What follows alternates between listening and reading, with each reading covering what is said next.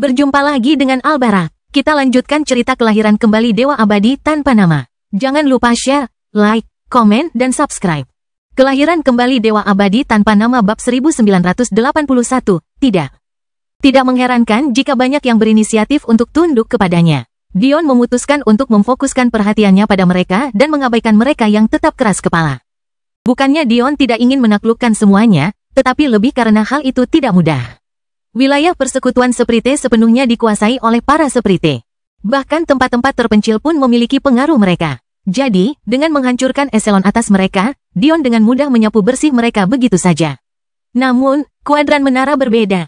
Seringkali, klan hanya akan mengendalikan 50 hingga 60% kuadran mereka, sisanya akan ditinggalkan atau dikendalikan oleh monster. Hal ini membuatnya jauh lebih sulit untuk ditangani dengan mudah.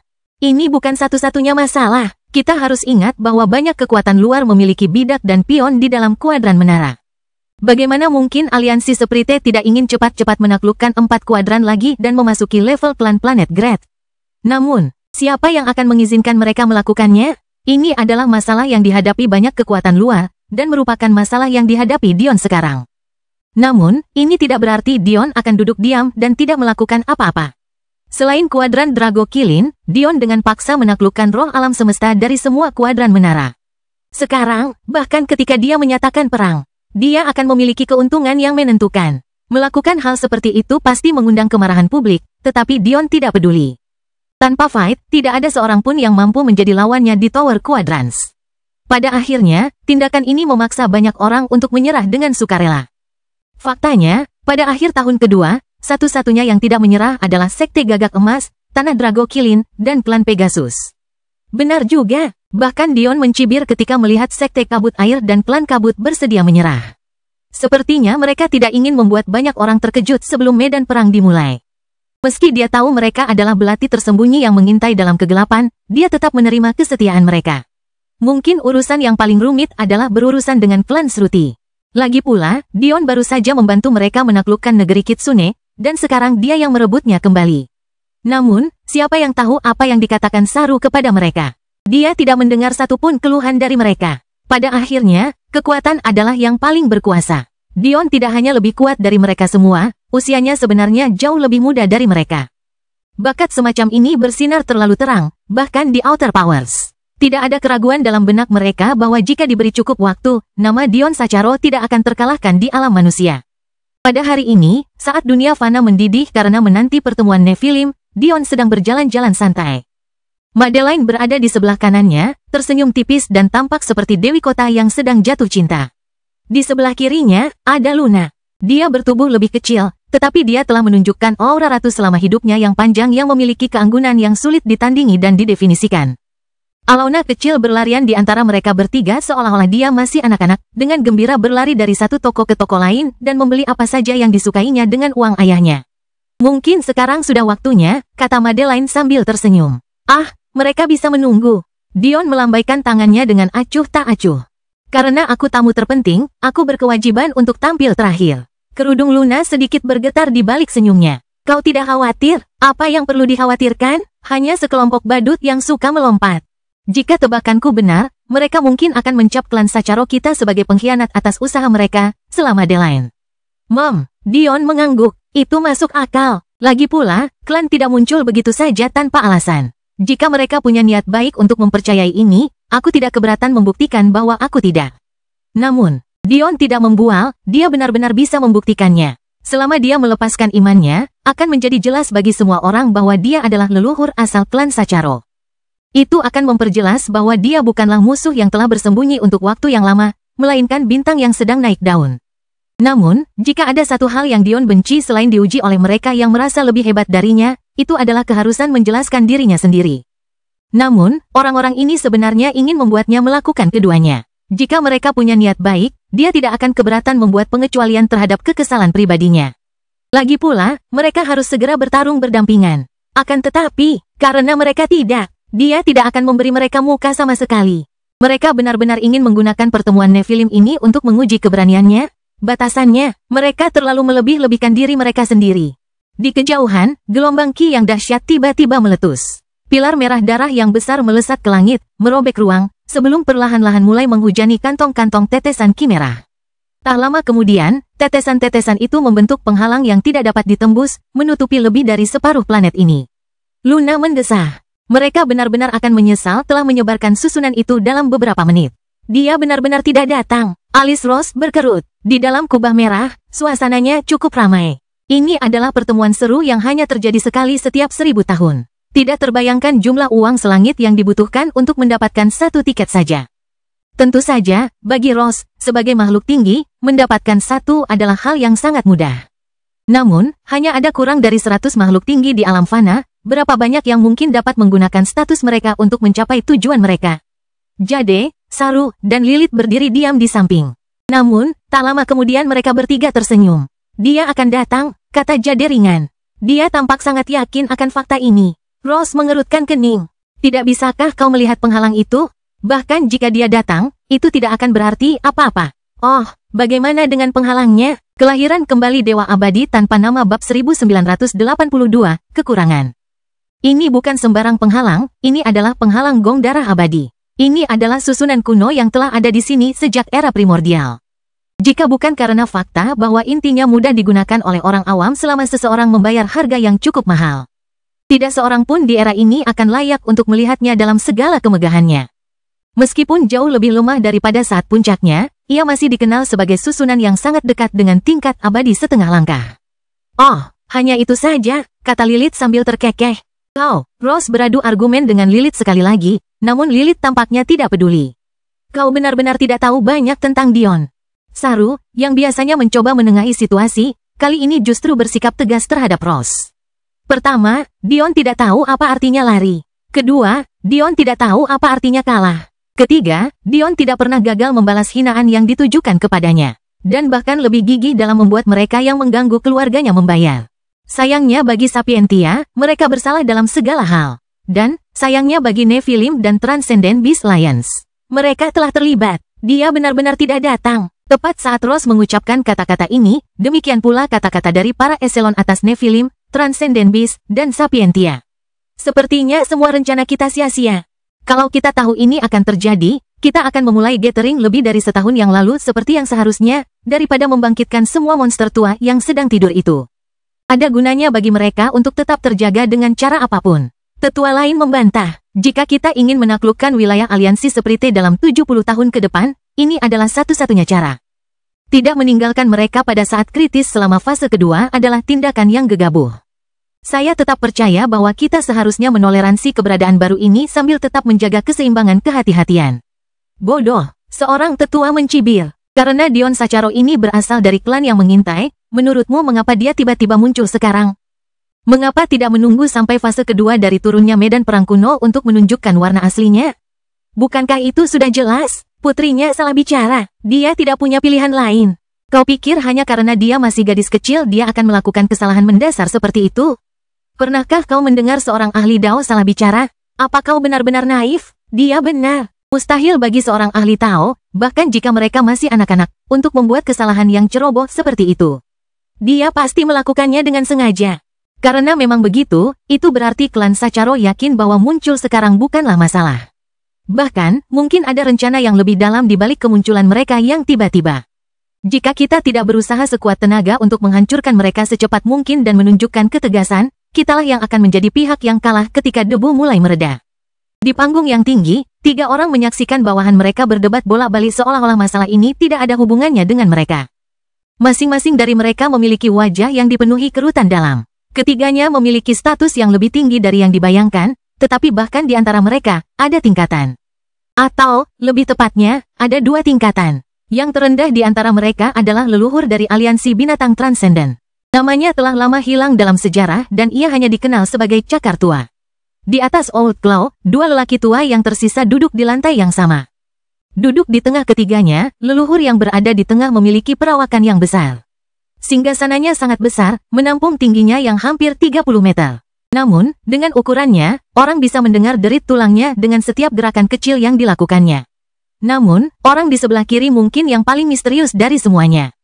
Kumis dan jenggotnya sepanjang rambut putih di kepalanya, masing-masing mencapai pinggang dan memancarkan aura keemasan. Wajahnya yang keriput dihiasi dengan kacamata berbingkai kristal, menyembunyikan tatapan tajam keemasannya. Kedua lelaki tua ini adalah leluhur raksasa dan leluhur sarjana, pemegang gelar paling berbakat dari Sapientia. Namun, jangan meremehkan Outlaw, karena dia bisa duduk di sini. Dia tentu saja layak. Satu-satunya kekurangannya adalah aliansi binatang transendennya terlalu lemah dibandingkan dengan mereka berdua. Namun, secara individu, jika iman diabaikan, dia sama kuatnya. Saat itulah sebuah suara tunggal menyelimuti jutaan orang di bawahnya dengan kemudahan yang tak tertandingi. Cih, kalian semua benar-benar mengurungku, ketulusan Nephilim ini sungguh kurang. Sosok Dion berdiri di atas kubah merah. Namun, yang lebih mengejutkan daripada seorang pemuda yang mengejek peristiwa monumental seperti itu adalah kenyataan bahwa ia sebenarnya membawa 3 wanita bersamanya. Alih-alih tampak takut atau khawatir, ketiga orang itu tidak hanya cantik, tetapi mereka juga sama sekali tidak peduli dengan situasi yang sedang dihadapi. Bahkan jika pemuda ini tidak menyadari betapa besar kerugian yang dapat ditimbulkan oleh tindakannya. Mungkinkah 3 orang lainnya juga sama bodohnya seperti dia? Apa yang sebenarnya terjadi? Namun para tetua yang bersembunyi jauh di dalam Coliseum Gathering mengerutkan kening. Orang awam mungkin tidak sepenuhnya mengerti, tetapi bagaimana mungkin mereka tidak tahu siapa Dion? Mereka telah menerima banyak deskripsi tentang anak laki-laki itu sejak hari itu. Namun, keterkejutan mereka tidak berhenti sampai di situ. Penghalang gong darah abadi diketahui dapat menghalangi apapun, bahkan sinar matahari pun tidak akan dapat menembusnya. Itulah sebabnya lingkungan sekitar harus diberi penerangan buatan setelah susunan penghalang dipasang. Namun, mereka tidak hanya dapat melihat dengan jelas sosok Dion dari dalam. Sesuatu yang seharusnya mustahil, tetapi mereka juga dapat mendengar suaranya seolah-olah dia berbicara tepat di samping mereka.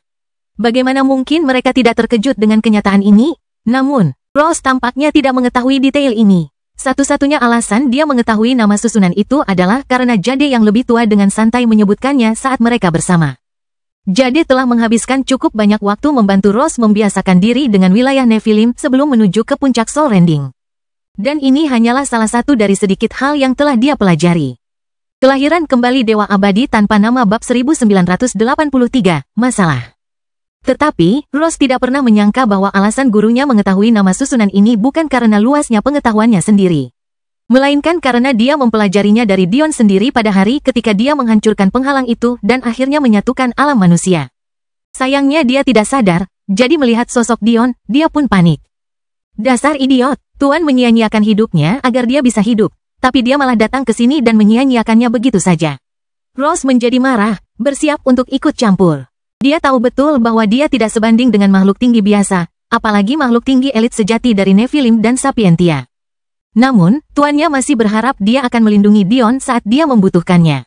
Dia bisa berpura-pura tidak tahu jika dia berada jauh di seberang alam fana darinya, tetapi jika dia berada tepat di hadapannya, dia tidak bisa melakukannya dengan hati nurani yang bersih. Dion tampaknya tidak mendengar keributan di bawah. Dia melengkungkan buku jari telunjuknya, menggunakannya untuk mengetuk bagian luar susunan panel itu. Ya ampun, betapa kerasnya cangkang yang kalian miliki di sini. Bisakah kalian menurunkannya untukku? Wajah orang-orang di bawah berubah. Apakah dia benar-benar menganggap ini sebagai permainan? Sejak kapan susunan gong darah abadi bisa dipasang dan diturunkan sesuka hati? Namun, sekali lagi, tindakan Dion membuat para tetua terkejut bukan kepalang. Susunan gong darah abadi tidak dapat disentuh hanya karena Anda berada di dekatnya. Faktanya, alasan dibalik gelar darahnya bukan karena warnanya yang merah, melainkan karena setiap sentuhan menyedot darah kehidupan penghasutnya. Benar sekali, bukan darah biasa, tapi esensi darah. Mereka yang memahami kebenaran ini tahu betapa mengejutkannya hal itu. Esensi darah tidak mungkin diakses tanpa persetujuan pemiliknya. Begitulah cara binatang buas mampu melindungi garis keturunan mereka agar tidak jatuh ke tangan manusia. Namun, susunan ini benar-benar mampu merebutnya dengan paksa. Tetapi, yang lebih mengejutkan adalah kenyataan bahwa Dion dengan santai menyentuh bagian luarnya tanpa terjadi apa-apa padanya. Oh, tidak ada yang mau membantuku? Dion mengerutkan kening seolah-olah dia merasa dirugikan. Setelah beberapa detik tidak ada yang menanggapinya, tentu saja dia harus menindaklanjutinya. Karena tidak tahan lagi, seorang anggota klan raksasa melangkah maju. Penghalang gong darah abadi tidak bisa dinaikkan dan diturunkan sesuka hati. Teriaknya, jelaslah bahwa raksasa ini sedang marah. Ia ingin sekali menunjukkan kehebatannya dalam bertempur di hadapan seluruh manusia dan mungkin mendapatkan tempat di gulungan surga. Namun, ada orang tak dikenal yang benar-benar mengacaukan acara itu. Kenapa tidak? Tanya Dion polos. Orang bodoh sepertimu tidak dapat membayangkan jumlah sumber daya yang dibutuhkan untuk memasangnya sekali saja. Penghalang ini dapat menahan serangan puluhan makhluk tinggi selama beberapa minggu, bahkan berbulan-bulan jika perlu. Sungguh menakjubkan, mulut Dion terbelalak karena terkejut. HMPH, enyahlah, raksasa itu meraung. Begitu penghalang diturunkan, tentu saja akan ada seseorang yang akan menghadapimu. Tapi aku punya pertanyaan, Dion berkata sambil tersenyum tipis, sama sekali mengabaikan ancamannya. Apa sebenarnya gunanya penghalang ini? Semua elit di alam fana sudah berkumpul di dalam dan tidak ada musuh besar di luar. Kan, jadi, mengapa membuang begitu banyak sumber daya? Tidak mungkin hanya karena para Nephilim suka memamerkan kekayaan mereka, kan? Wajah si raksasa membeku, karena saat Dion berbicara. Bukan saja dia melangkah maju dengan santai dan menyelinap melewati penghalang itu.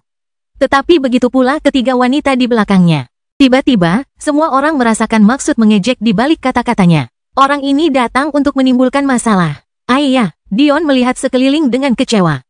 Kupikir kau bilang susunan itu menakjubkan? Sepertinya aku hanya terpeleset dan jatuh ke... Alona kecil menutup bibirnya dan tertawa kecil. Ia belum pernah melihat ayahnya beraksi sebelumnya, ayahnya lebih sering menyembunyikannya darinya. Namun, tampaknya ayahnya bahkan lebih nakal daripada dirinya. Bahkan di hadapan begitu banyak makhluk tinggi, ayahnya benar-benar menamparkan wajah mereka dengan sangat keras. Jelas Dion bisa saja masuk kapan saja dia mau. Namun, dia sebenarnya terlebih dahulu memancing seorang pakar untuk menjelaskan betapa menakjubkan susunan itu sebelum melakukannya. Kelihatannya perubahan kecil, tetapi dilihat dari ekspresi buruk di wajah para tetua, itu tetap merupakan pukulan telak. Dion menggelengkan kepalanya, sambil melirik sekilas. Matanya berbinar saat melihat Rose dan Jade. Beban di hatinya langsung hilang setelahnya. Tampaknya Jade akhirnya berhasil mengatasi masalah manifestasinya. Saat itu, Saru dan Lilith telah menghilang entah kemana. Dari awal hingga akhir, Dion tidak pernah menyadari kemunculan mereka. Tatapan Jade bergerak-gerak gugup. Meskipun dia ingin kembali ke Dion, dia juga gugup untuk menghadapinya secara langsung. Ingatannya telah disegel, tetapi dia masih individu yang cerdas. Dia dapat mengetahui dari hubungan aneh antara tuannya dan Dion bahwa ada sesuatu yang lebih dalam yang sedang terjadi.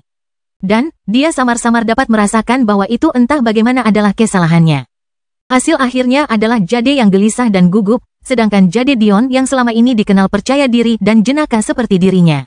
Perubahannya terlalu drastis. Sayangnya, dia hanya bisa mendesah dalam hatinya. Menyegel ingatannya mungkin bukan solusi yang ideal. Tetap saja, sekarang bukan saatnya untuk berurusan dengan hal-hal ini. Mungkin arwah Nona Everdeen menemukan jalannya ke makam Elvin. Kalau begitu, mungkin satu-satunya cara agar Jade bisa melepaskan batu ini dari hatinya adalah dengan berbicara langsung dengannya. Dengan pemikiran terakhirnya ini, Dion mengalihkan perhatiannya kembali ke Coliseum di bawah. Desainnya cukup kuno, mengingatkan pada zaman Romawi. Bagian tubuhnya dipotong untuk membentuk panggung tinggi yang menjulang tinggi di langit. Tidak diragukan lagi bahwa ini adalah rumah bagi para penatua yang paling berkualitas. Yang paling jelas terlihat sekilas adalah lelaki tua yang tingginya menjulang bahkan saat dia duduk di singgasananya. Saat Dion mengamati sekelilingnya dengan santai, dia tiba-tiba menemukan sesuatu yang menarik yang membuatnya memiringkan kepalanya karena terkejut. Pandangannya bertemu dengan tatapan panik Amel dan Nora, orang tua kandung Madeline. Kelahiran kembali Dewa Abadi tanpa nama bab 1984, tidak akan. Pada akhirnya, Dion tersenyum. Jika dipikir-pikir, dia tidak akan terlalu terkejut dengan penampilan mereka. Mereka memang ahli Dao tingkat tinggi, dan mereka masih muda. Menurut perkiraan Dion, usia mereka tidak lebih dari 300 tahun. Jadi, dengan mempertimbangkan kultivasi mereka, mereka benar-benar bisa memasuki medan perang kuno. Kemungkinan besar, kedudukan mereka sangat tinggi di antara Sapientia. Dion berpikir sebentar dan memutuskan untuk tidak mengungkapkannya. Dilihat dari tindakan pasangan itu, pasti ada rahasia yang sedang terjadi di dalam Sapientia. Mungkin seluruh klan bukanlah musuhnya. Namun, pasangan itu terkejut karena Dion langsung mengenali mereka. Mereka selalu berhati-hati di masa lalu. Mereka tidak hanya mengubah penampilan, tetapi juga aura mereka. Dion bisa melihat mereka hanya dengan sekali pandang. Si bocah nakal ini, dia tidak hanya memeras uangku yang berharga, dia bahkan membawa putriku ke tempat yang berbahaya. Amel menggertakkan giginya. Amel, apa yang harus kita lakukan? Apa yang harus kita lakukan? Nora menggenggam tangan suaminya, jelas tidak menganggap tatapan tenang Dion sebagai semacam jaminan. Alis Amel mengernyit. Anak itu memang ceroboh, tapi dia tidak bodoh.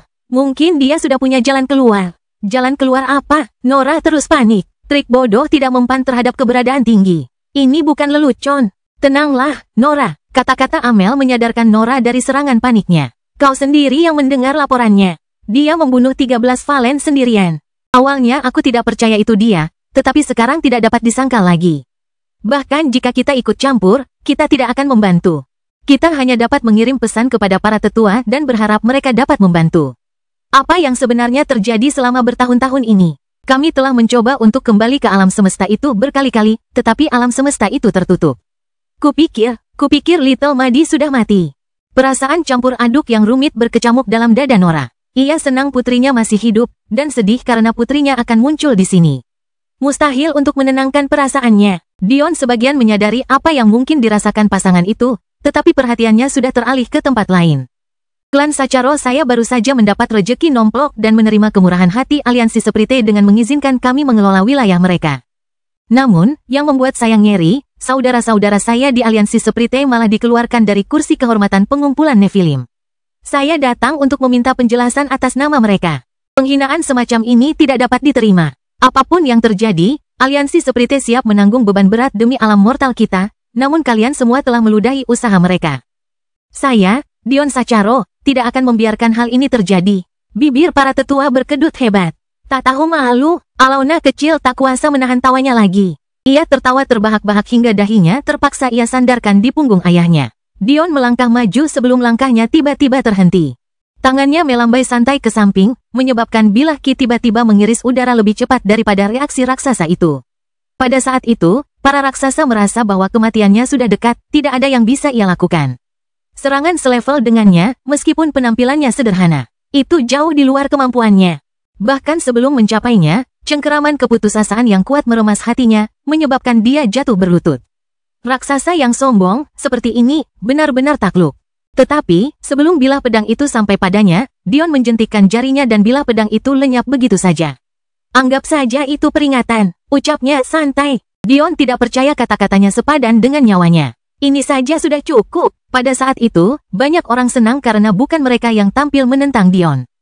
Ayah, bolehkah aku ikut? Tanya Alauna dengan mata terbelalak penuh harap. Dion tertawa. Tentu saja, selamat bersenang-senang. Alauna bertepuk tangan dengan gembira, menukik ke kerumunan prajurit yang menunggu. Meskipun ada penjaga dan wasit yang ditempatkan, tidak ada yang berani menghentikan Alauna.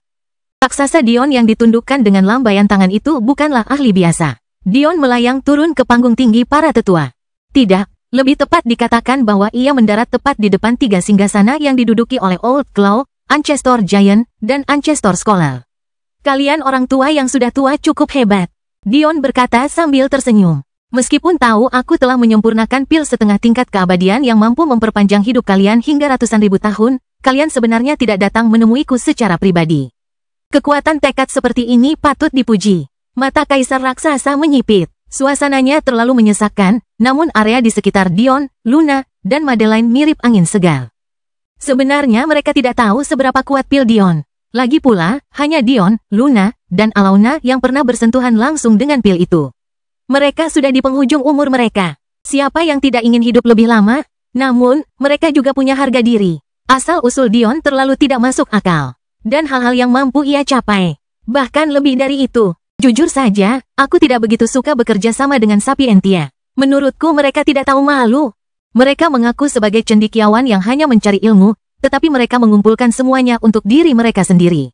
Lagi pula, pilihan mode macam apa yang tidak pantas untuk memakai kacamata saat kamu tidak membutuhkannya?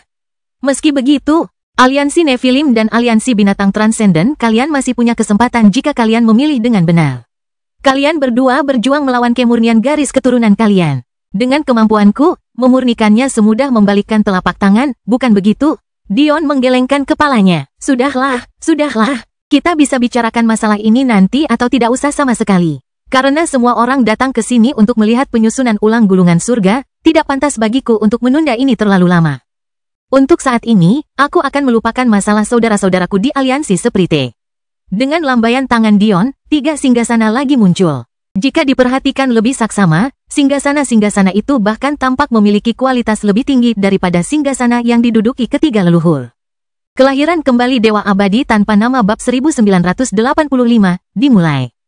Tanpa menghiraukan etika, Dion, Luna, dan Madeline duduk sejajar dengan ketiga leluhur ini tanpa peduli apapun di dunia. Cendekiawan leluhur menatap Dion dalam-dalam, tetapi akhirnya, dia tidak mengatakan apapun tentang masalah itu. Baiklah, mari kita mulai. Itulah semua kata yang diucapkannya. Amarah leluhur raksasa telah padam seiring bertambahnya usia, tetapi dia masih berapi-api. Dia baru saja akan menyerang ketika dia mendengar kata-kata leluhur sarjana. Pada akhirnya, dia mengevaluasi kembali situasinya. Tidak sembarang orang bisa mengolok-olok susunan gong darah abadi. Karena saudara cendekia telah mengatakannya, kita akan mulai. Pertemuan Nephilim diadakan setiap 1000 tahun sekali. Seperti yang kalian semua tahu, tidak ada batasan usia atau batasan kultivasi untuk berpartisipasi, dan hadiahnya akan menarik bahkan bagi makhluk tinggi. 1000 teratas akan ditempatkan di gulungan surga dan akan dianugerahi gelar oleh harta karun legendaris ini yang akan menjadi dorongan permanen bagi kekuatan Anda di masa mendatang. Ini adalah kesempatan yang bahkan orang tua di antara Anda tidak ingin lewatkan. Tidak ada aturan atau struktur dalam pertarungan ini. Satu-satunya syarat adalah mengandalkan kekuatan sendiri. Bangkit, leluhur raksasa meraung, menyebabkan 9 pilar bersulam naga perak dan emas melesat ke langit. Bahkan susunan gong darah abadi pun bergetar karena kekuatan mereka. Dion tersenyum. Sepertinya inilah alasan terbentuknya planet ini. Tampaknya, planet ini akan hancur. Sesaat kemudian, sebuah gulungan besar berlapis emas muncul dan melayang di atasnya.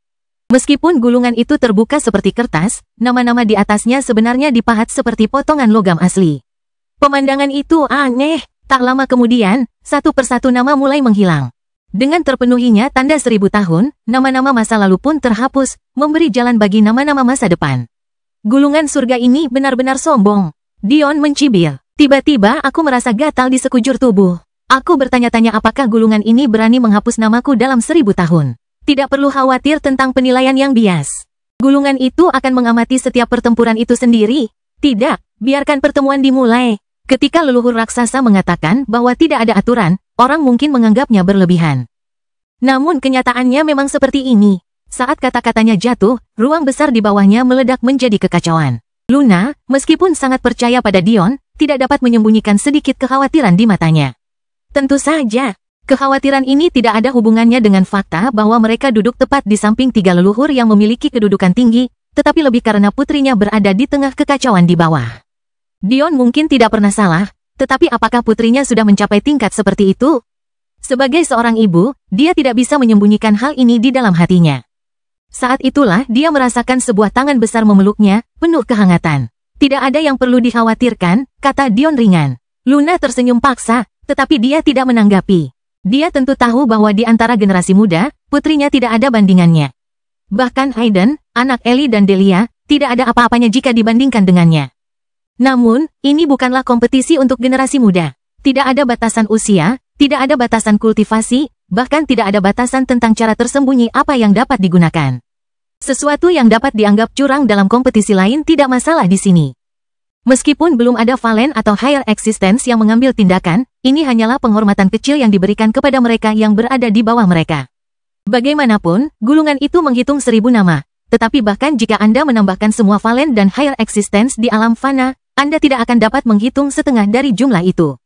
Akibatnya, para kultivator papan atas diam-diam setuju untuk membiarkan para ahli Dao bersaing memperebutkan posisi mereka terlebih dahulu.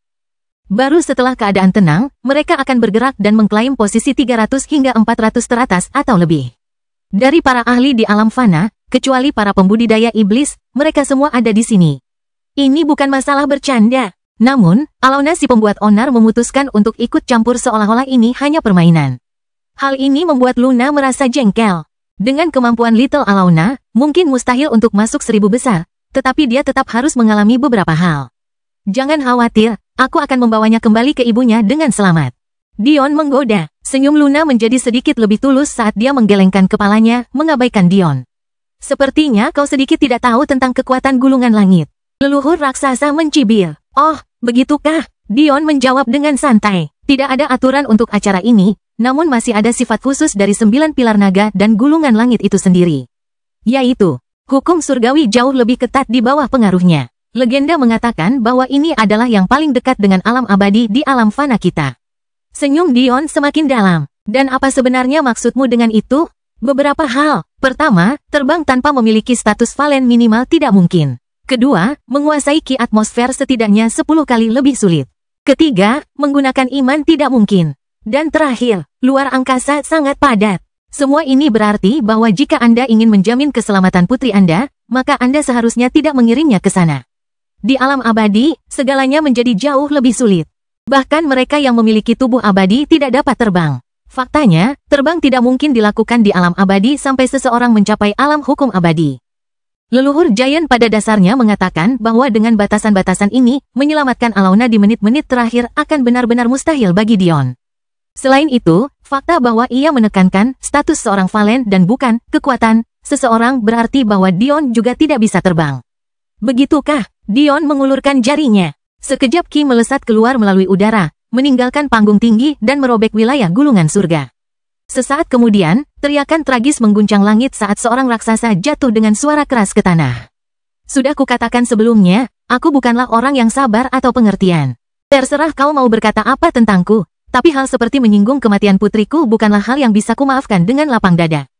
Jika telingamu sudah tua dan kau tidak lagi mengerti apa yang aku katakan, jaga mulutmu atau hadapi konsekuensinya. Kelahiran kembali Dewa Abadi tanpa nama bab 1986, Peri. Ekspresi leluhur raksasa berubah. Raksasa yang baru saja mati itu adalah seorang jenius sejati dari alam Dao Puncak, seseorang dengan kemungkinan tertinggi untuk mencapai alam eksistensi tinggi generasi saat ini. Dia telah mengintai dalam bayang-bayang, menunggu kesempatan untuk menyergap Alauna, namun dia telah mati begitu saja. Udara menjadi dingin. Tidak, lebih tepatnya, tidak ada bedanya dengan neraka yang mengerikan saat Dion mulai berbicara. Kau telah melewati batasku. Leluhur raksasa meraung. Sayang sekali aku tidak peduli. Dion menjawab dengan dingin. Ada beberapa orang yang sisik terbaliknya tidak kau sentuh. Karena kau telah memilih untuk menjatuhkan pedangmu dengan menentangku, waktu untuk menyesal telah lama berakhir. Kau benar-benar musuh dari dunia fana kita. Leluhur sarjana tiba-tiba berbicara, berdiri perlahan. Membunuh seseorang dengan potensi tak terbatas dengan begitu mudahnya. Apalagi yang bisa kau lakukan jika bukan musuh? Mengapa aku tidak membunuh beberapa lagi agar kau benar-benar yakin? Tanya Dion santai. Cendekiawan leluhur tidak pernah menyangka Dion akan menanggapi seperti ini. Sebelum dia sempat bereaksi, jari kedua telah menyentuhnya. Di bawah sana ada sosok yang membuat panik sejak Dion muncul. Dia tampak tidak berbeda dari peri, dikelilingi oleh lebah dan kupu-kupu yang berdengung kemanapun dia pergi. Kulitnya tanpa cacat dan tanpa noda. Rambutnya yang gelap berkilau sehat di bawah cahaya buatan Gathering. Namun, matanya benar-benar menawan, memancarkan kecerdasan dan kecerdasan yang hampir tak tertandingi di alam fana. Wanita ini tak lain adalah Aritzia Sapientia. Setelah puluhan tahun tidak melihat Dion, dia telah berubah drastis. Kultivasinya, yang sengaja mandek selama ia berada di kuadran menara, telah berkembang sekali lagi, mencapai alam Dao bawah. Auranya lebih terkendali dan halus, serta jauh lebih tidak sombong dibandingkan dengan masa lalu. Ia sekarang memiliki watak yang tenang. Sementara ketenangannya di masa lalu telah ditutupi oleh kesombongan yang memandang rendah dunia. Sekarang ketenangannya setulus mungkin. Namun, ketenangan itu pun hancur ketika Dion turun dari langit. Tidak seperti dia sama sekali tidak berubah. Rasa hina yang arogan terhadap dunia, bahkan di hadapan para ahli terkuat di alam fana, tidak berkurang sedikit pun. Dia adalah pria yang telah mengendalikan pikirannya selama puluhan tahun. Setiap saat ia terjaga adalah waktu yang ia habiskan untuk memperbaiki diri agar suatu hari nanti ia dapat membayar kembali kehilangan itu. Dia telah membuat begitu banyak kemungkinan, begitu banyak rencana. Dia bekerja setiap jam setiap hari, bekerja keras memikirkan bagaimana melihat wajah Dion ketika dia akhirnya harus mengakui bahwa dia telah kalah darinya. Bahkan penampilannya hari ini bukan untuk bersenang-senang. Dia dengan tenang mengamati bakat-bakat di bawah, melihat mana yang harus dia tarik ke dalam faksinya dan mana yang harus dia coret dari daftarnya. Sebenarnya dia pernah mendengar tentang prestasi Dion 2 tahun lalu, tetapi hal itu malah memacu dirinya untuk berusaha mencapai puncak yang lebih tinggi. Dan membuktikan kepadanya bahwa obsesinya selama beberapa dekade terakhir bukanlah hal yang tidak berdasar. Dion adalah musuhnya seumur hidup, musuh yang jika dikalahkannya, kejayaannya akan turun ke langit surgawi selama beberapa generasi. Tidak, era yang akan datang. Namun, jika dia kalah, dia tidak akan lebih dari sekadar mayat berdarah yang membantu membangun gunungnya hingga ke puncak. Namun, tidak peduli seberapa kuat tekadnya, hal-hal ini masih sama sekali di luar dugaannya. Dia dengan mudah menerima bahwa Dion sekarang dapat membunuh Valen. Paling tidak, dia menerimanya jauh lebih mudah daripada yang lain. Tapi, melihatnya menghina dan meremehkan leluhur yang sudah berdiri di puncak alam fana. Hatinya merasakan sakit yang menyayat hati. Mengapa dia terus menjauh? Mengapa apapun yang dia lakukan, mustahil baginya untuk mempersempit jarak? Tiba-tiba, pikirannya dipenuhi dengan jeritan. Tunggu, itu bukan pikiran.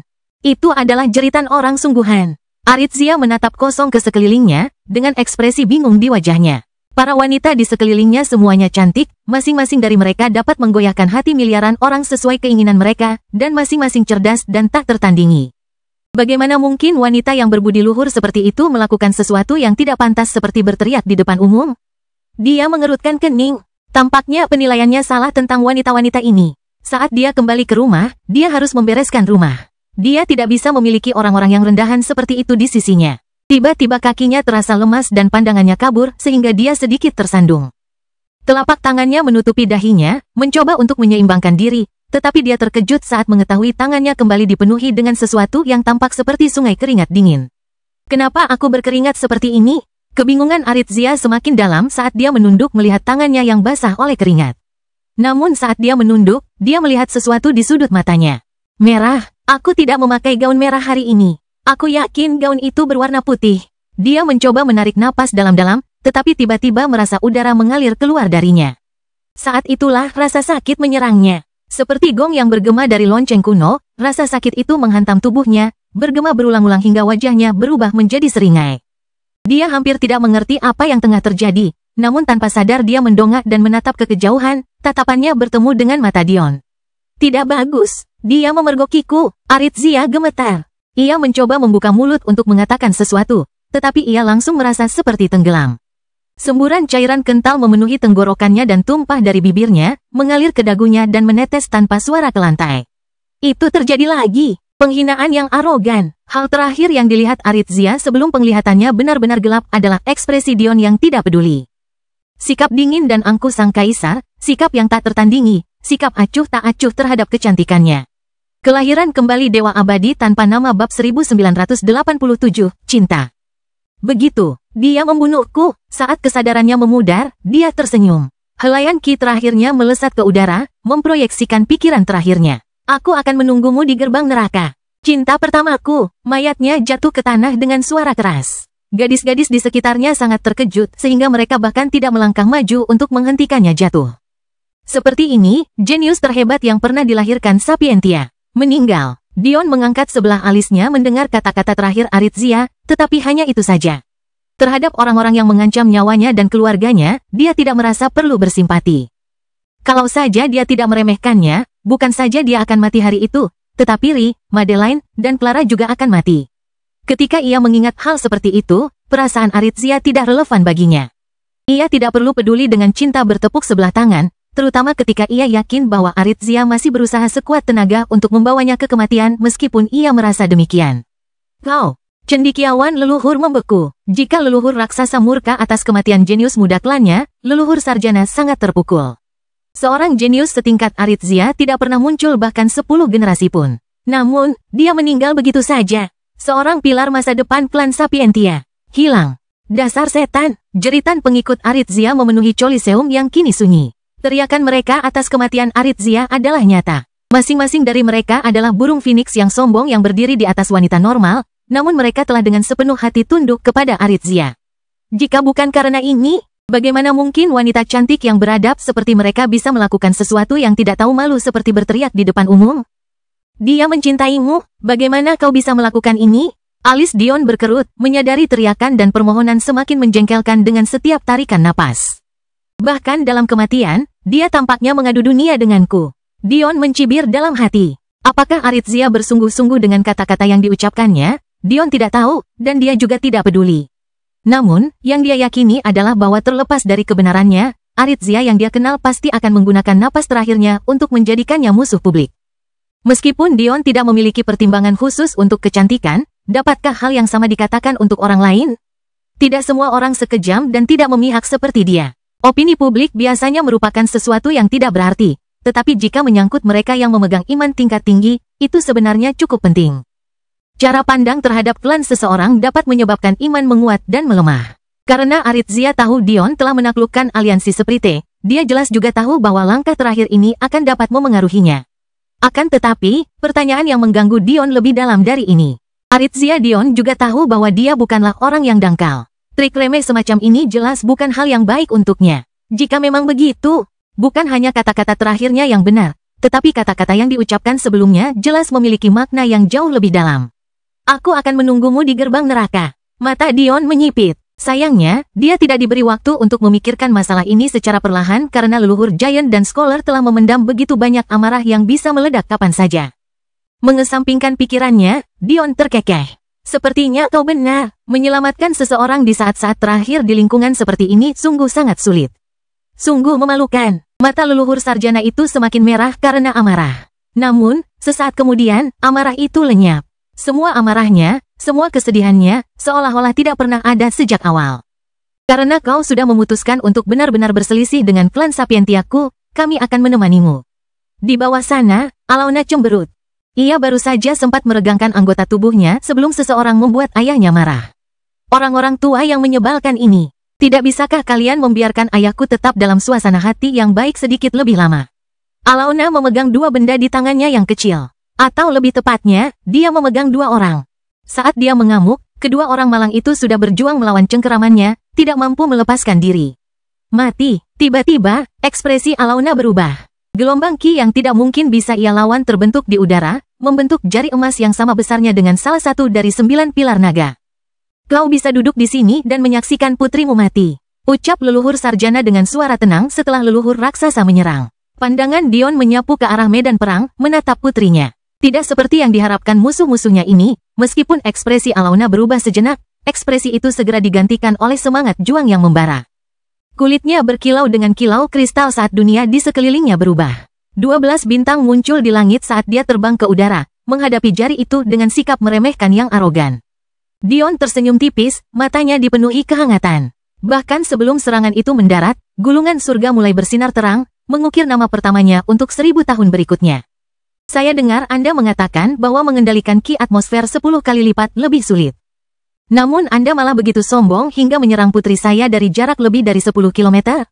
Aku mungkin seharusnya memberitahumu hal ini sebelumnya karena kau begitu baik hati memberitahuku. Tapi orang-orang dari klan Sacharoku tidak perlu mematuhi aturan gulunganmu. Leluhur sarjana dan raksasa membeku. Alauna terbang. Kedua prajurit di tangannya meledak menjadi bola api di bawah 12 matahari, terbakar menjadi abu.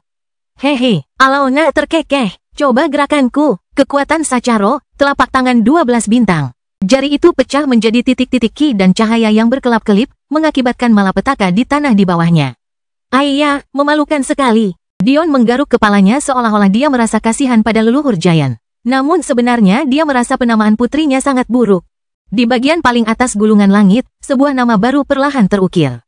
Namun, tidak seperti nama-nama sebelumnya yang ditulis dengan warna hitam, nama ini bersinar dengan warna perak indah yang berkedip-kedip menjadi emas dan kembali lagi.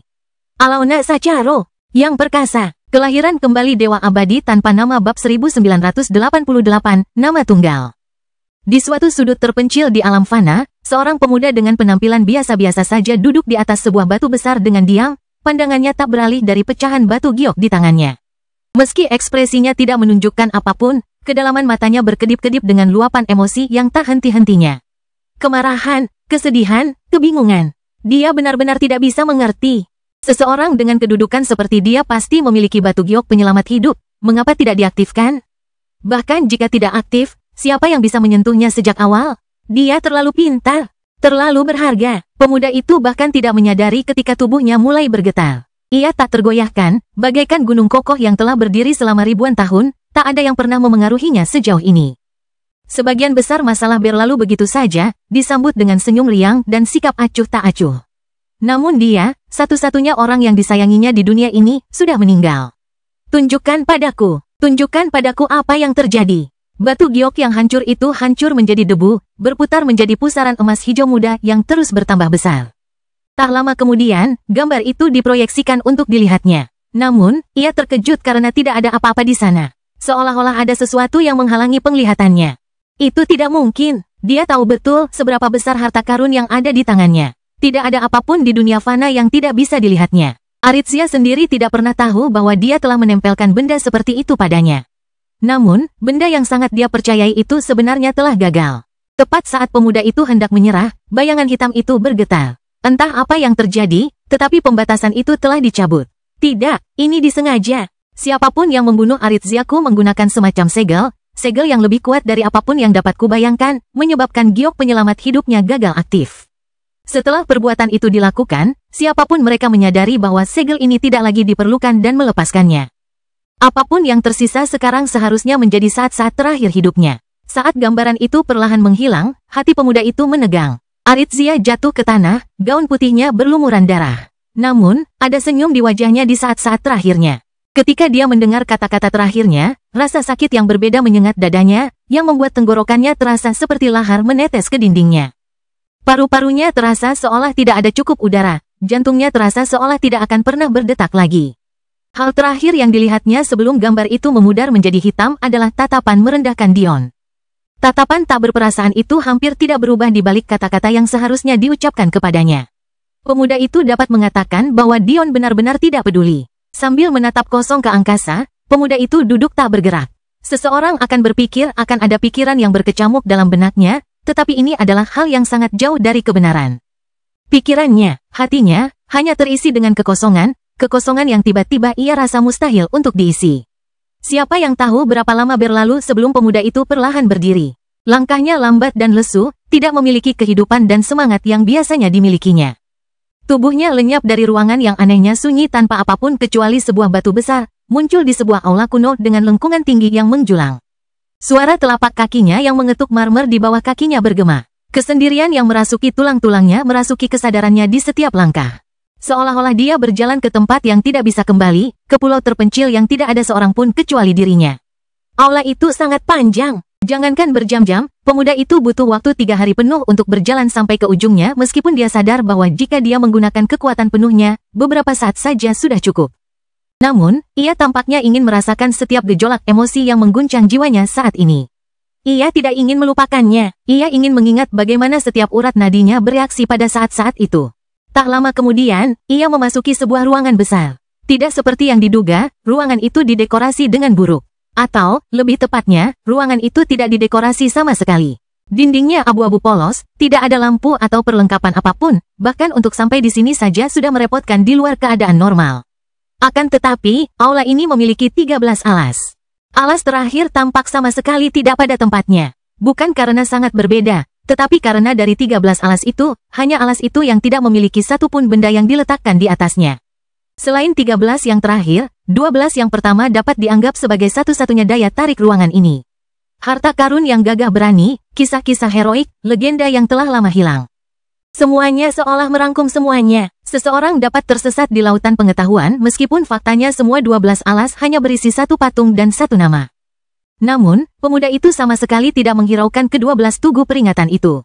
Ia bahkan tidak melirik mereka sedikit pun setelah memasuki ruangan. Sebaliknya, ia fokus pada tugu peringatan ke-13 yang kosong. Meskipun tidak ada patung seperti 12 patung lainnya, patung itu memiliki sebuah nama. Pemuda itu menatapnya seolah-olah dia mencoba menanamkannya ke dalam pikirannya. Dion Sacharo, aku akan membunuhmu dengan tanganku sendiri. Apa yang telah kau buat aku rasakan hari ini, akan kubuat kau menderita 10 kali lipat. Nama pada alas itu bersinar terang, memancarkan cahaya yang terang benderang. Saat cahaya itu memudar, pemuda itu telah tiada. Yang tersisa hanyalah nama tunggal itu. Emetheus. Catatan penulis, saya selalu lupa mencari tempat untuk menyelipkan ini karena sepertinya tidak relevan dengan alur cerita, tetapi mata kiri Dion masih hilang. Hanya saja dia menutupinya dengan susunan ilusi. Setiap upaya untuk menyembuhkan matanya atau bahkan menggantinya dengan mata buatan akan membuatnya terbakar lagi. Baiklah, kembali ke program rutin kita. Orang itu selalu merusak semua kesenangan. Kelahiran kembali Dewa Abadi tanpa nama bab 1989, ketenangan. Ada banyak wajah yang dikenal di pertemuan Nephilim. Tentu saja, ini tidak hanya terbatas pada orang tua Aritzia dan Madeline, tetapi juga para naga yang tidak muncul dalam program pertukaran yang dipimpin oleh aliansi Sprite. Tentu saja, di antara naga-naga itu, tidak hanya Titus yang menghilang secara misterius sekian lama setelah Dion membunuhnya di lantai surgawi. Tetapi ada juga Damaris yang masih menjadikan Dion sebagai saingannya. Inikah pemuda yang menjalin semacam aliansi dengan klan naga kristal kita? Pilnya sangat berguna bagi perkembangan kita. Suara berat dan menggema menanggapi omelan Damaris yang setengah-setengah. Jika seseorang melihat ke sekeliling, orang akan menemukan apa yang hanya bisa digambarkan sebagai puncak kejantanan. Dion mungkin tampan, tetapi wajahnya masih cukup halus. Namun, pria ini tidak hanya tampan, ia memancarkan aura jantan yang mendominasi bahkan tanpa usaha untuk terlihat seperti itu. Dilihat dari rambutnya yang hampir seperti permata, berkilauan dalam warna ungu tua dan biru, dia pastinya adalah anggota klan Naga Kristal. Bukan hanya itu, dia juga ayah Damaris dan Giralda. Bein Agios. Damaris menggertakkan giginya. Ya, itu dia. Bein terkekeh. Kupikir kau bilang kau ingin menjadi partner binatangnya. Kenapa kau tiba-tiba marah? Dia benar-benar selingkuh, kata Damaris dengan jengkel. Ditipu, ekspresi Bein berubah dingin. Apakah putrinya dan pria ini memiliki hubungan seperti ini? Dilihat dari para wanita di sisinya. Belum lagi fakta bahwa Putri Suci Sapientia benar-benar menyatakan cinta padanya di saat-saat terakhirnya, bagaimana mungkin dia bisa menerima hal seperti itu? Akan tetapi, ketika mendengar kata-kata putrinya selanjutnya, dia hampir terdorong untuk memukul kepalanya. Memikirkan dia benar-benar akan menaklukkan naga tak bertulang lainnya sebelum dengan patuh mendatangiku. Bagaimana aku bisa menerima ini? Para tetua klan Agios merasakan bibir mereka berkedut. Putri mereka ini terlalu keras kepala. Dia sama sekali tidak peduli dengan citranya. Pertemuan Nephilim mungkin merupakan nama dari aliansi Nephilim, tetapi banyak yang tahu bahwa pemilik sebenarnya dari tempat ini adalah para naga. Tak ayal, setiap 1000 tahun, para naga akan menempati tempat teratas gulungan surga. Bagaimanapun, iman disegel di bawah pengaruh gulungan itu. Tidaklah kebetulan bahwa 9 pilar yang menjulang tinggi di langit itu dikenal sebagai pilar naga. Namun, bahkan saat pewaris klan mereka mengamuk, guntur mereka sebenarnya dicuri oleh seorang anak manusia. Tidak heran mereka tidak memiliki kesabaran untuk menghadapi kejenakaan Damaris. Di kejauhan, Dion perlahan berdiri. Sejak awal, ia tidak pernah khawatir tentang putrinya. Meskipun raksasa kuno adalah makhluk tinggi, ia telah menyerang dari jarak yang terlalu jauh. Jika mereka tidak berada di bawah pengaruh gulungan itu, Alona akan mati 10 dari 10 kali bahkan jika jaraknya 100 km, apalagi 10 km. Namun karena mereka berada di sana, ia bisa melupakan tentang menyakiti putrinya. Akan tetapi, kenyataan ini tidak mengubah fakta bahwa dia sekarang benar-benar marah. Sepertinya aliansi Nephilim dan Sapientia ingin benar-benar berselisih denganku, kata Dion dengan tenang. Mengapa meskipun Dion ada di dekat mereka, mereka memilih menyerang putrinya dari kejauhan? Mengapa meskipun kedua wanitanya ada di sisinya, mereka memilih menyerang Alona alih-alih menyerang mereka untuk membalas dendam? Itu karena mereka memiliki keraguan di hati mereka. Bahkan sampai sekarang, mereka tidak dapat melihat melalui Dion. Kau, raksasa kuno gemetar karena malu dan marah. Dia benar-benar telah bergerak pada seorang junior, tetapi dia gagal total. Kau membunuh jenius terbaik dari aliansi Nephilimku, dan bahkan membunuh jenius terhebat dari Sapientia. Tetapi kau berani mengatakan kata-kata seperti itu? Babi yang tidak tahu malu dan tidak bermoral seperti ini tidak layak bersekutu dengan kekuatan alam fana kita. Apakah kau bertanya apakah aku diizinkan untuk melarangmu membunuh orang-orangku sendiri sementara aku membantai sesuka hatiku? Mata Dion menajam. Meskipun dia dipaksa untuk menatap leluhur raksasa yang tingginya 30 meter, namun sang leluhur tetap merasakan jantungnya bergetar. Tepat sekali, Dion menyelesaikan perkataannya. Dion bisa saja menjelaskan bahwa ia membunuh si jenius leluhur karena ia punya niat buruk terhadap putrinya. Ia juga bisa saja menjelaskan dendam lama yang ia miliki dengan Aritzia dan seberapa dekat Aritzia dengan pembunuhannya dan orang-orang yang ia sayangi. Namun, yang paling tidak disukai Dion adalah keharusan untuk menjelaskan dirinya sendiri. Jika mereka ingin marah, mereka bisa marah. Sementara mereka terus marah, dia akan terus bersikap tidak masuk akal. Pada hari ini, aku benar-benar ingin melihat apakah kau bisa keluar dari sini hidup-hidup. Ucap cendekiawan leluhur perlahan. Menanggapi kata-kata ini, Dion dengan santai menepuk telapak tangannya keluar. Pada saat berikutnya, suara tamparan keras bergema di seluruh Coliseum yang sunyi. Untuk saat-saat seperti itu, hanya ada keheningan. Ketenanganmu menyebalkan. Dion meraih pergelangan tangannya sendiri, memijat dan merenggangkannya dengan santai. Jika kamu marah, tunjukkan kemarahanmu. Berpura-pura memiliki aura dunia lain hanya akan membuat mereka yang berdiri di atasmu melihat badut yang melompat. Wajah leluhur sarjana belum pulih. Bahkan, kepalanya masih miring ke samping. Tamparan itu datang begitu tiba-tiba sehingga dia bahkan tidak mampu bereaksi. Masalah terbesarnya adalah Dion tidak menggerakkan apapun kecuali lengannya, dia bahkan tidak merasakan fluktuasi ki apapun. Dari awal hingga akhir, cendekiawan leluhur telah menjaga jarak aman dari Dion, menjaga kewaspadaannya. Jika ketiga leluhur tidak memiliki keraguan seperti itu terhadap Dion, dapatkah masalah berlanjut hingga titik ini tanpa mereka benar-benar membalas? Namun, suara tamparan ini terlalu keras. Dia melipat ruang. Tapi bagaimana itu mungkin? Kelahiran kembali Dewa Abadi tanpa nama bab 1990, tidak kompeten? Leluhur cendekiawan masih seorang yang cerdas. Beberapa detik baginya sama saja dengan manusia yang memikirkan satu masalah selama berhari-hari, bahkan berminggu-minggu. Setelah waktu berlalu, bagaimana mungkin dia tidak mengerti apa yang terjadi? Pada saat itu, kata-kata yang diucapkan Dion sebelumnya bergema di benaknya. Bukankah dia mengatakan bahwa klan Sacharonya tidak terikat oleh aturan gulungan itu? Mungkinkah dia benar-benar tidak berbohong? Cendekiawan leluhur yakin bahwa jika bukan karena gulungan itu, ia akan mampu merasakan dan menghindari serangan ini. Namun, yang tidak ia yakini adalah apakah Dion menahan diri atau tidak karena ia tahu ia tidak perlu berusaha lebih keras lagi untuk berhasil. Jika memang begitu, siapa yang tahu apakah ia dapat menghindari upaya Dion yang sepenuhnya, baik mereka berada di sini maupun di tempat lain. Sapientia selalu menjadi duri dalam dagingku. Keberadaanmu menggangguku. Saya bukan orang yang suka menjelaskan diri sendiri, jadi Anda dapat menganggap kedua orang jenius Anda sebagai dua mayat yang mati karena kematian yang tidak dapat didamaikan. Namun, demi rakyat jelata, aku akan mengatakan satu hal. Aku bukan orang dari klan tersembunyi yang menunggu waktu untuk bangkit demi turunnya medan perang kuno. Sebagai bukti, apakah aku benar-benar butuh lebih dari ini? Dalam sekejap, sebuah token emas muncul di tangan Dion. Dalam keadaan normal, mustahil untuk mengetahui seberapa berat sebuah objek dari jarak sejauh itu, tetapi kali ini, semuanya berbeda. Orang bahkan dapat melihat ruang di sekitar token itu runtuh, pecah dan terbentuk kembali setiap saat.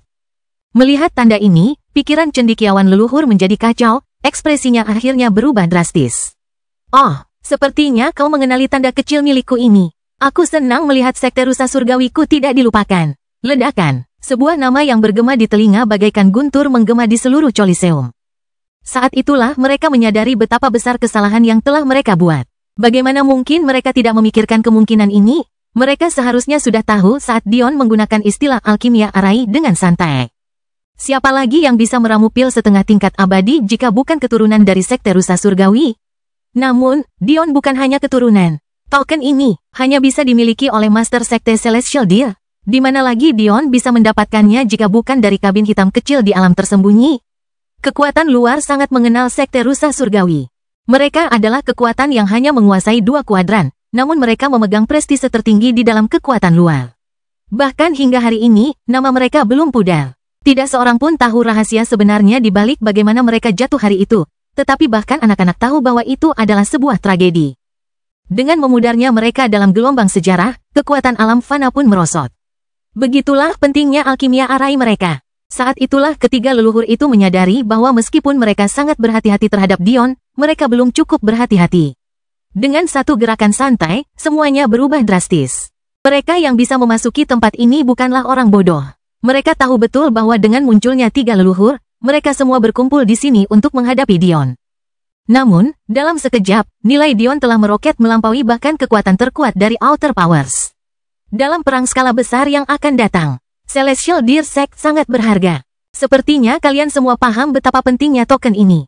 Dulu, sekte rusa surgawiku runtuh karena suatu tindakan kebaikan. Kalau bukan karena kita, dunia fana mungkin sudah tidak ada lagi. Mata Dion menatap ke arah cendekiawan leluhur, menyebabkan cendekiawan leluhur gemetar. Menurut leluhurku, salah satu dari kita berkolusi dengan seorang transenden dari alam abadi untuk membasmi sekte kita. Siapa saja orang-orang itu, waktu akan mengungkap semuanya. Namun, yang harus kukatakan adalah bahwa mencampuri urusanku bukanlah demi kepentingan terbaikmu. Karena aliansi Nephilim berani menyerang untuk membunuh putriku, lupakan saja soal menerima dukunganku. Karena Sapientia telah melewati batasku berkali-kali, lupakan saja soal memanfaatkan keahlianku. Hari ini, aku akan mengumumkan bahwa sekte rusa surgawi tidak hanya telah kembali di bawah bendera klan Sacharoku, tetapi kami juga telah bersekutu dengan Master Istana Mimpi Buruk Ravana dan Kuadran Iblis. Dan bagi mereka yang tidak menyukai keputusanku, Dion dengan santai berjalan ke udara, muncul di atas Coliseum dan berdiri lebih tinggi dari Heaven's Scroll. Kurasa aku harus menunjukkan pada kalian semua bahwa sekte rusa surgawi tidak lagi selemah dulu dalam hal pertempuran. Dion berdiri di atas Coliseum, di atas 9 pilar naga, di atas gulungan langit. Momentum tatapannya, kesombongan wataknya, ketidakpeduliannya terhadap penghinaan. Semuanya tampak nyata, membebani udara dengan emosi muram yang menekan hati mereka yang berada di bawah. Sebenarnya, Dion sendiri tidak tahu seberapa tinggi kekuatannya saat ini. Namun, ada hal kedua yang selalu dia sukai selain alkimia arai. Sejak pertama kali dia menginjakkan kakinya di medan perang, dia menyeringai tak terkendali. Keinginan kuat untuk membantai terpendam dalam hatinya. Tidak, itu bukan karena haus darah. Dia jadi lebih mengerti tentang dirinya sendiri, cukup untuk memahami siapa dia, Dion Sacharo. Kecintaannya pada medan perang tidak ada hubungannya dengan menikmati kematian musuh-musuhnya. Dia sama sekali berbeda dari apa yang disebut dewa perang yang berubah menjadi dewa pertempuran di masa lalu. Sementara yang terakhir menghindari tanggung jawab atas beban perang, lebih memilih berpegang teguh pada cita-cita pertempuran yang egois, Dion tidak seperti ini. Dia tidak menghindar dari tanggung jawab. Bahkan, dia menikmatinya. Dia menikmati perasaan menguasai medan perang yang di dalamnya banyak orang hanya bernilai seperti debu. Dengan lambaian tangannya, ia dapat mengubah gelombang peperangan. Bahkan jika ia menghadapi musuh yang kuat dan tak terhitung jumlahnya, selama ia mampu melawan mereka, kegagalan hanyalah sesuatu yang hanya ada dalam imajinasi. Datang, cerita bersambung. Jangan lupa share, like, komen, dan subscribe, agar tidak ketinggalan cerita selanjutnya.